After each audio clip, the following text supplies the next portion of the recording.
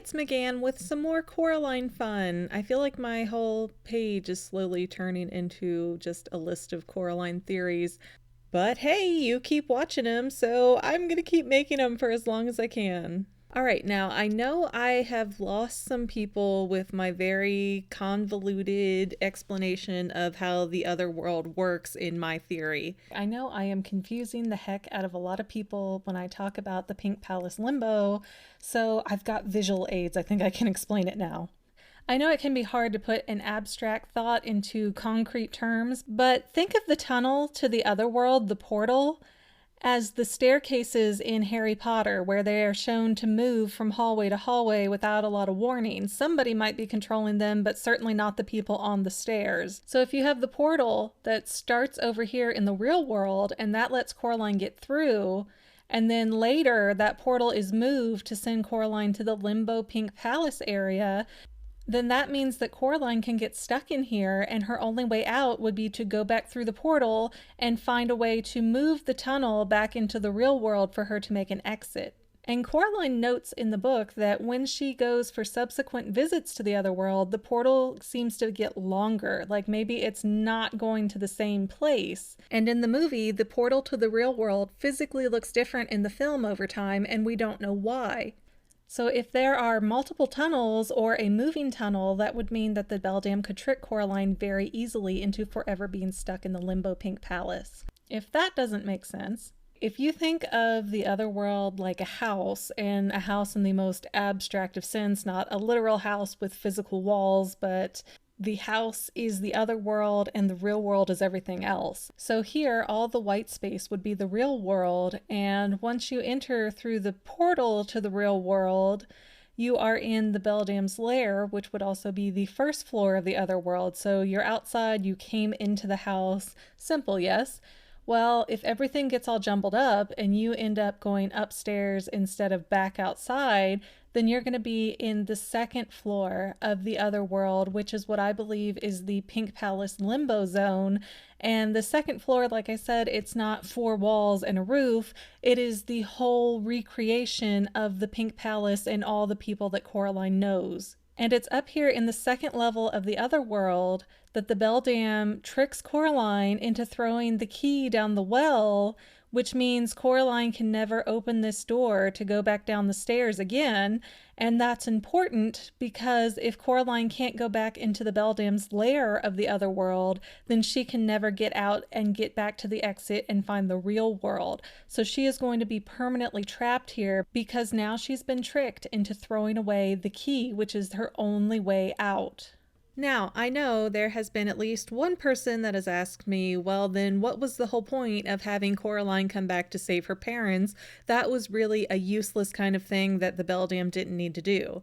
Well, yes, unless you consider the part of my mini theories where I say that everything with button eyes is a puppet of the other mother.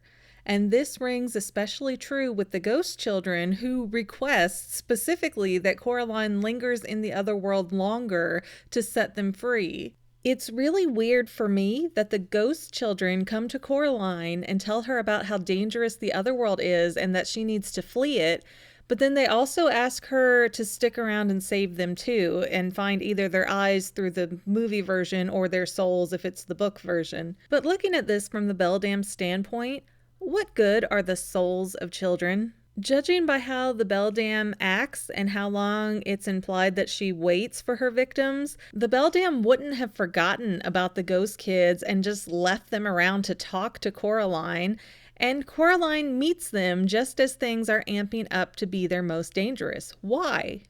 Well, by rescuing the ghost children, in addition to her own parents, the other mother has the opportunity to scare Coraline even further, to convince Coraline that the other world and the beldam have lost their powers, and to create a situation so horrific that Coraline never attempts to re-enter the other world door again. So when Coraline returns to her fake parents in the Limbo Pink Palace, she is so afraid of the other world that Coraline throws the key down the well, a place she can never retrieve it from herself. And that traps Coraline in the Limbo Pink Palace forever.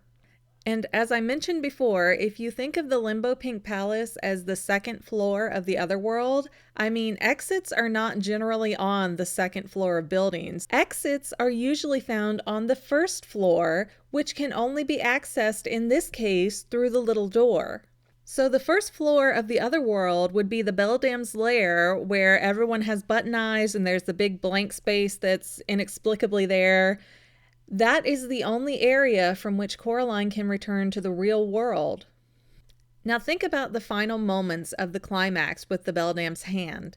The beldam's hand is quite a capable thing, and we see it running and climbing and even being strong enough to briefly drag Coraline through the dirt towards the little door.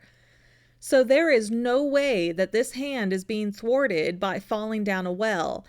Even the deepest of wells will have dirt that is soft to dig into, stones that have small cracks in between them, and the beldam's hand and that key are so light that there would be no issue returning to the surface if the hand wanted to. The key going down the well is for the sake of keeping Coraline trapped on the second floor of the other world. Don't believe me yet? Think about it. Who showed up to warn Coraline and hint to her that she needed to permanently get rid of the key for her own safety? The ghost children. So the ghost children are puppets of the beldam, and the entire presence of the ghost children is to motivate Coraline into being so scared of the beldam's lair that she throws away the key to the door so that Coraline is trapped in the other world via the Pink Palace Limbo forever. Thank you again, everybody, for watching these. It has been a real treat to make them, and hopefully there is more to come. So keep watching and don't forget to like and subscribe. Thank you.